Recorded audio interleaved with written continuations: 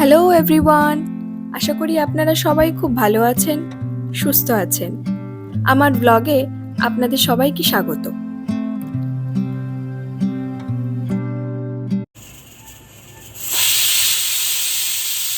আজকে দুপুরবেলা একটু ভাত আর মাটন রান্না করেছিলাম।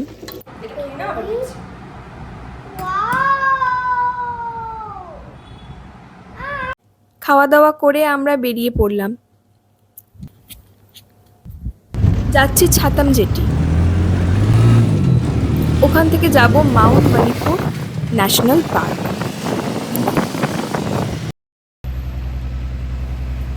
এটা টিকিট কাউন্টার। পার হেড ১৩ টাকা করে ভাড়া ওয়ান সাইডের।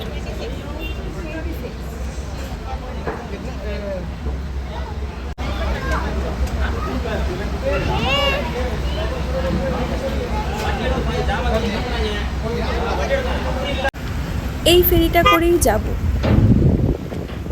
এটা গভর্নমেন্ট ফেরি।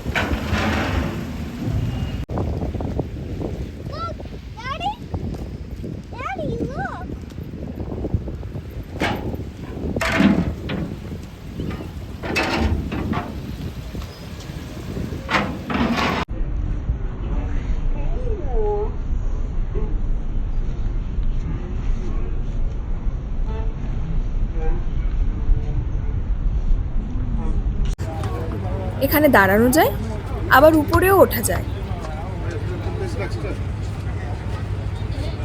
উপরে বসার সুন্দর জায়গা আছে। আমরা কিন্তু এখানে বসিনি, এরও উপরে উঠবো।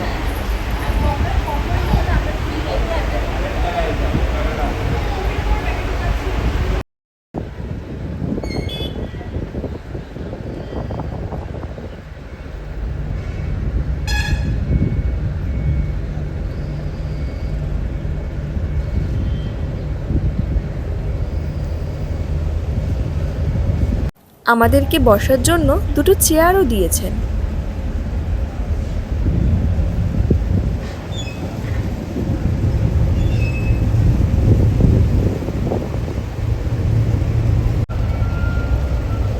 সামনের ফেরিটা দেখুন, কি সুন্দর দেখতে না?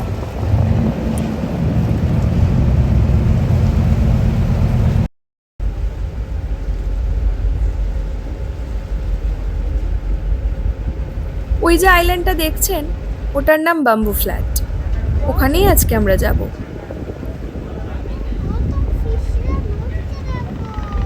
জলের কালারটা দেখুন শুধু।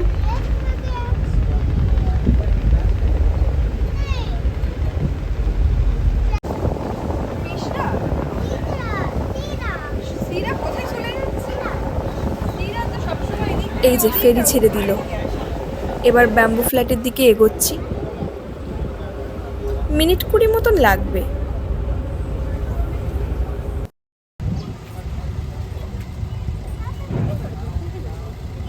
এটা বাম্বু ফ্ল্যাট জেটির বাইরে।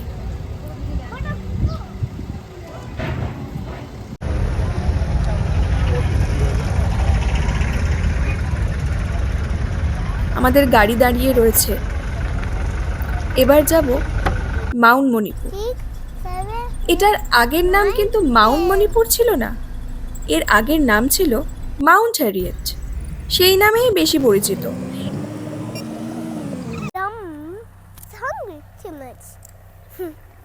Let's go together. Let's begin. That easy.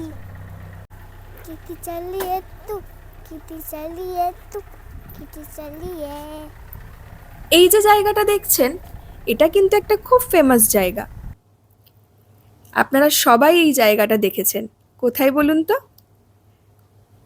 বলছি, ২০ টাকার নোটের পিছনে একটা ছবি দেখা যায়। দেখবেন একটা খুব সুন্দর সিনারি, নারকেল গাছ রয়েছে, মাঝে সমুদ্র। এটা সেই সিনারিটাই। এই জায়গাটা থেকেই ছবি তোলা হয়েছিল।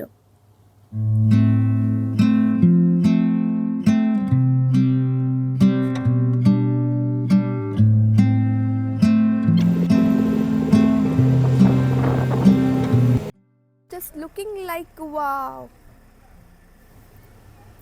এই যে এইটা হলো প্রথম গেট।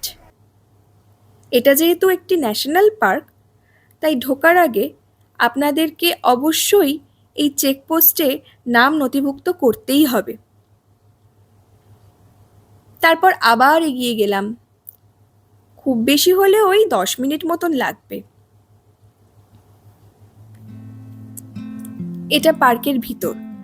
সামনে যে রাস্তাটা দেখছেন ওটা দিয়েই ঢুকতে হয়। এখানে কিন্তু থাকারও ব্যবস্থা আছে।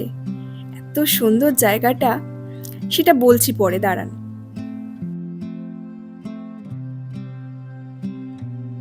চলুন ওই ওয়াচ টাওয়ারের উপরে ওঠা যাক। ওখান থেকে পুরো জায়গাটা দেখা যাবে।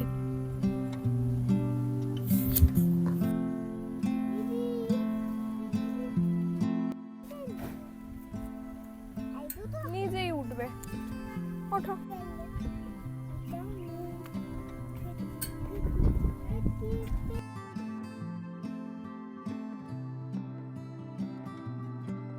দেখুন পুরো জায়গাটা কি সুন্দর লাগছে, তাই না?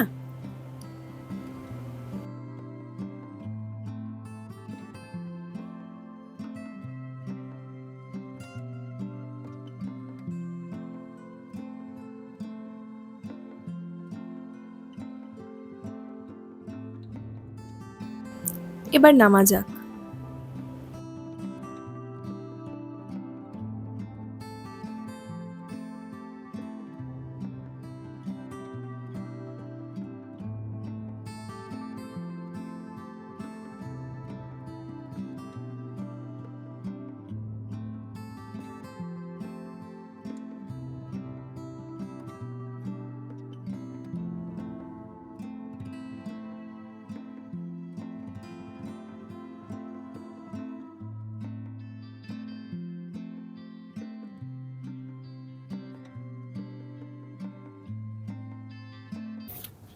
কি সুন্দর বসার জায়গা করা।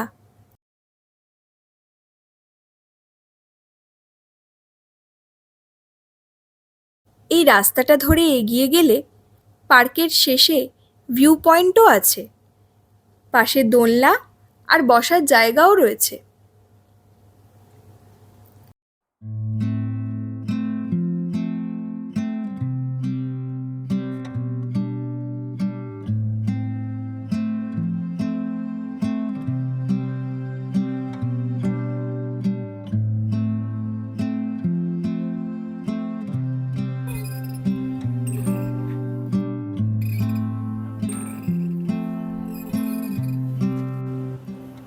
এই যে এই দিকটাতে স্বরাজ দ্বীপ, আর এইটা নর্থ বে।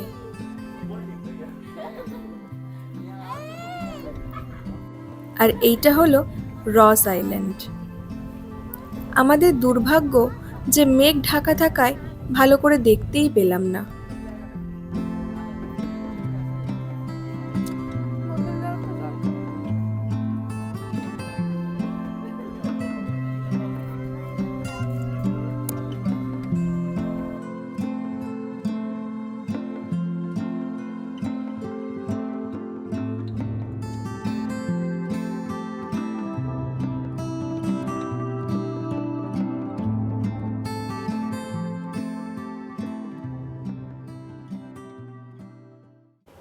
একটা বাচ্চার জন্মদিন ছিল, এখানেই সেলিব্রেট করছিল। কেক কাটা হলো, ইভাকে ডেকে আবার বাচ্চা ছেলের মাটা কেক খাইয়েও দিল। কি সুন্দর, ইভা তো খুব খুশি।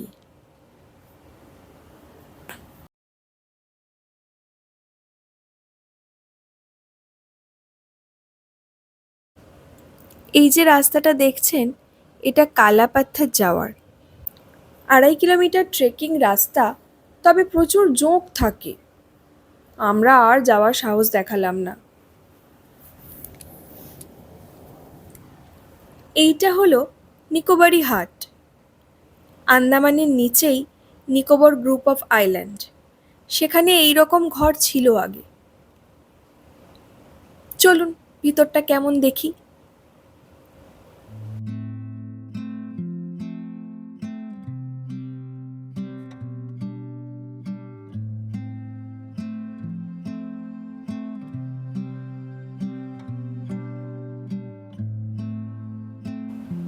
একদম ছোট্ট মতন, খুব বেশি হলে 70 বাই 80 স্কোয়ার ফুটের একটা ঘর, অনেকটা সেই এস্কিমোদের মতন।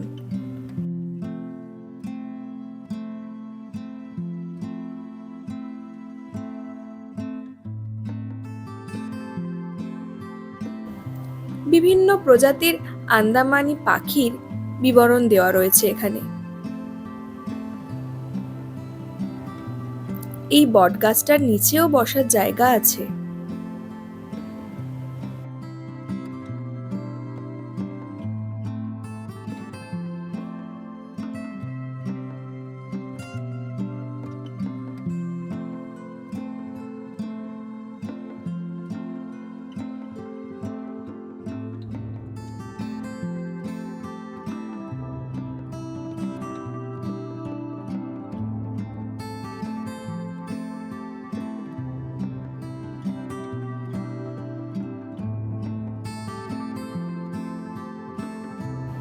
কি সুন্দর ছোট্ট মতন একটা ঘর করা, এতে কি আছে আর জানা হয়নি।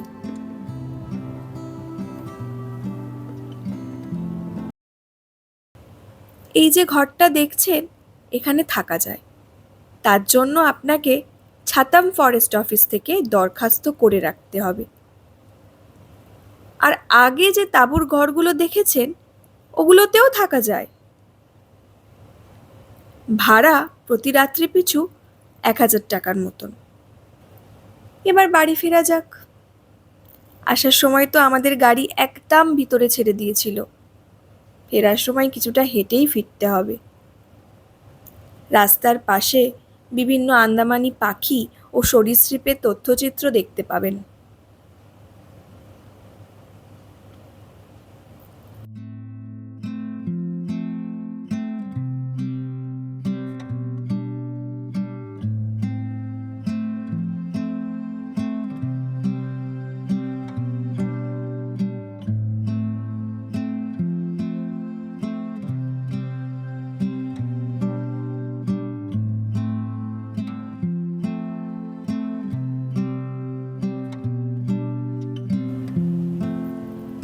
এটা পার্কিং লট।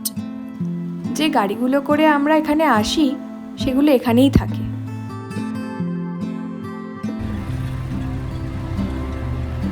ওদিকে সূর্য মামা অস্ত যাচ্ছে, কি ভালো লাগছে দেখতে।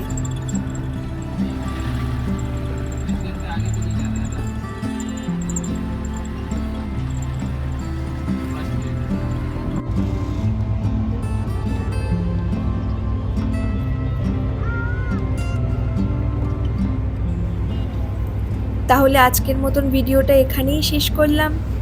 আপনারা সবাই ভালো থাকবেন। আর একটা অনুরোধ, ভিডিওটা ভালো লাগলে একটা লাইক করে দেবেন। আবার দেখা হবে পরের ভিডিওতে। টাটা।